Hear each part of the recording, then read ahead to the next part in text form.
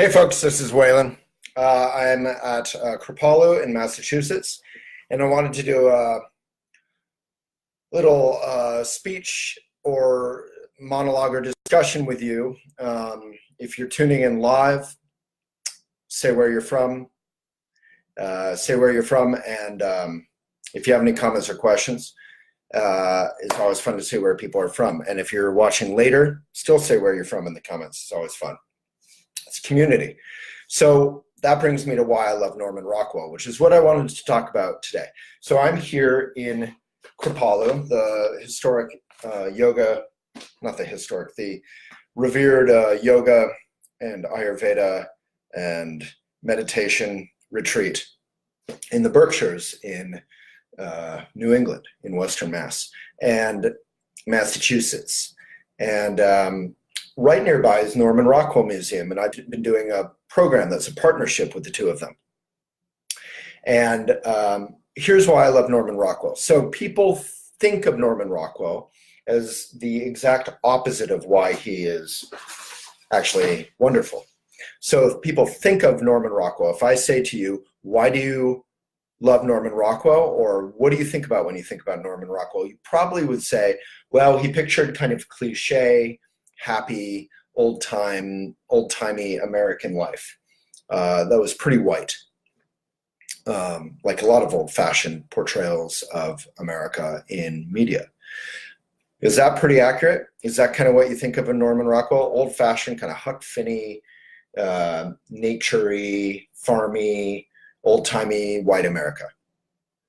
Well, the truth about Norman Rockwell, we'll get to the white part later, but the truth about him and why he was so revered and enjoyed and celebrated was community, was the opposite of cliche. So I teach a lot of writing, and cliche is the enemy, specificity is our ally, is our friend. What Norman Rockwell did was he didn't picture the cliche, which is like propaganda posters maybe. He pictured the ordinary American, the human being.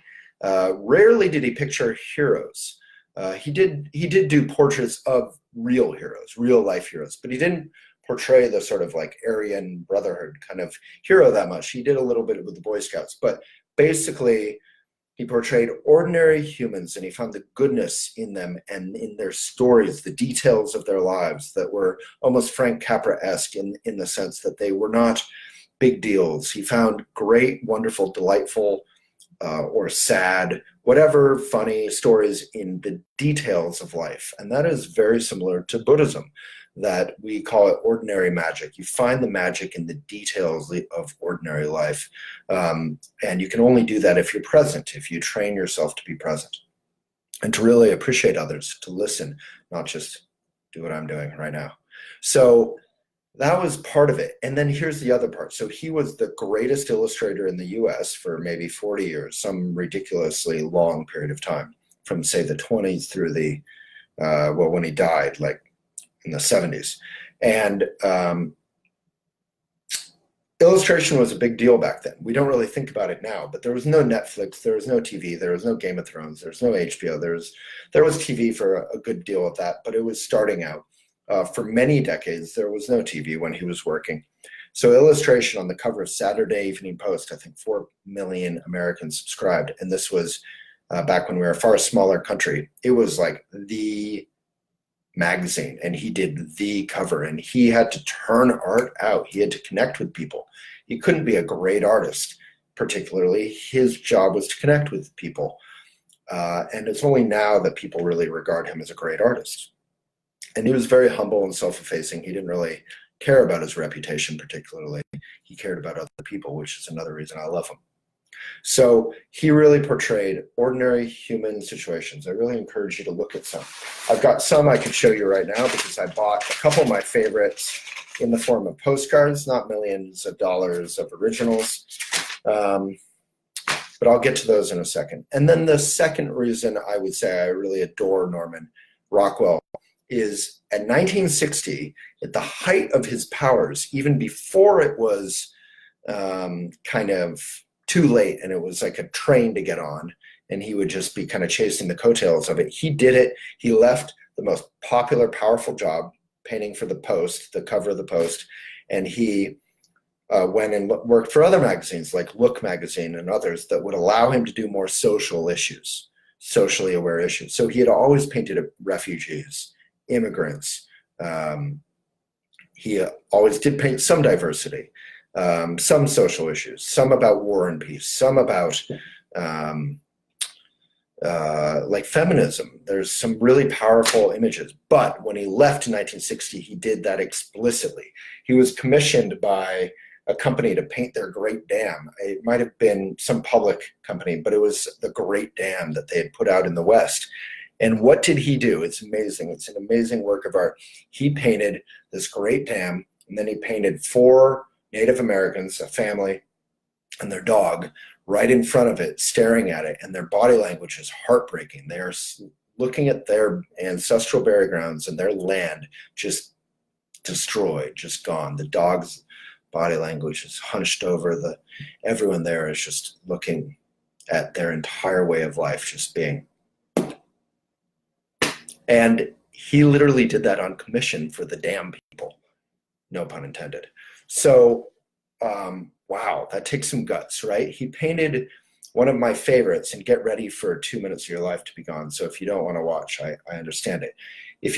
He painted his black family moving to the suburbs, which is a white suburb, and he painted a group of children. So there's a moving truck, there's a group of 3 white children, a little puppy dog, and the puppy dog is black. And if the puppy had been a big dog, that would have been a different vibe, right? And the body language is mixed. The puppy's sitting down, kind of meek. 2 of the children are leaning forward. You can't totally tell if they're curious or maybe slightly aggressive. You don't really know. He doesn't really telegraph it, which is, again, part of his braveness. He doesn't telegraph it. He leaves the tension in there. He could be having them happily greeting each other if he wanted to be progressive, or he could avoid doing the entire painting if he liked. So, and then on the other side, the 2 black children are kind of passive. They're kind of waiting to see what's going to happen. And there's a real tension in it, and they're holding a huge black cat. And so on one side is or white cat. So on one side, the black children are holding a huge white cat, like 20-pound white cat. On the other side, there's a black puppy. And you know how puppies and big cats get along. So there's this like tension, but it's kind of, you feel like they're going to figure it out. He doesn't feel like he's telegraphing it one way or the other. So he really shows the tension of, it's funny when I said people could leave, everyone left on Instagram. All by myself. So he shows the tension. He lets the viewer feel that tension. And to me, that is such a brave choice. He didn't have to do that painting at all. And he was like the Steven Spielberg of his day. So he had the strength, he had the trust of a broad swath of America, maybe 80% of America, to take on controversial themes, because they knew he was a genuine patriot. They knew he was empathetic. They knew he loved America, but he loved American ideals. He loved American details of everyday life, but he thought America could better live up to its ideals. And, you know, Stockbridge is actually a little bit diverse back then. I've watched a documentary where the African Americans in Stockbridge were like, yeah, we were part of Stockbridge everyday life, and we knew Norman, and he was, you know, he was this picture I'm telling you about. Then there's others that are famous, like the do unto others as you would have others do unto you. Can everyone see that? Holding it up for Instagram as well. And there's, you know, limitless diversity in this image, and it doesn't even place, you know, white people in the center or as the most important. They're around the center, but right in the center, definitely not. And there's all races, all religions, and it's just, the feeling in it is powerful. His wife is also top right, kind of just hidden in there. On the wrong side, sorry, everything's backward. Right there. This is him in his studio, which I've been visiting and hanging out in. Got to see his chair and his easel and everything with that painting. Here is one of his most famous paintings about social issues, the the problem we all live with. It's not just for one, and this is based on history. This is a real thing. And if you look at the language spray painted on the wall and the tomato, the bravery and the the little girl who this is actually modeled on. Can anyone remember her name? I just literally watched a video about her with President Obama looking at this painting last night. And she said she didn't even really know. She just didn't know about racism yet. She just went in there. So that's how she was able to be so brave. But you can see she's accompanied by 4 marshals. Norman Rockwell is one of them. He himself wanted to be a part of protecting her. And, incredible bravery for the young lady. And it was fantastic that he chose to portray this. This is the scene I was just talking about. And up here, I didn't mention, up here there's a adult neighbor peering through a window, not coming out to greet the children. You can see him all the way at the top. Sorry about the reflection there. And there's the children. And also both boys, I forgot to mention, have baseball gloves. So there's some sense that maybe they're going to play, and the children are certainly curious. And I think it speaks to that notion that maybe children are, haven't learned the prejudices of adults and maybe get it. This was JFK, and it was used when he was murdered. They put it back on the cover. This is one of my favorite portraits. It shows a young woman beginning to look at herself and compare herself to media and really think about it. I just adore her face, the power of that. And you can see she's leaving her doll behind. Sorry, I have to show it to two different screens here. So we still blog about this issue today in Relephant.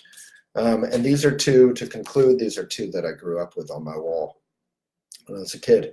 Just simple nature, love, and even, So Norman Rockwell, take a look at him, really enjoy him. He's immensely enjoyable and progressive in a patriotic way, which I think all of us could use a little touch of. I hope that was fun. I hope that was useful. If you have any comments or questions, I'm here for you.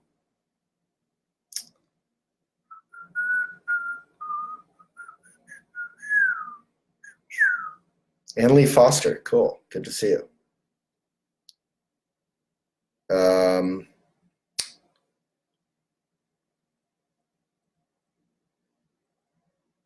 All right, we got a commenter in Instagram who is full of disagreement. Respect. Big love to all of you. Mwah. If you liked or loved this, give it a like or love. If you're LPS set V or whatever, give it some hate. Help it get beyond the choir if you found it useful. And that's how the algorithm on Facebook and Instagram works. Give it a little love. Thanks, folks.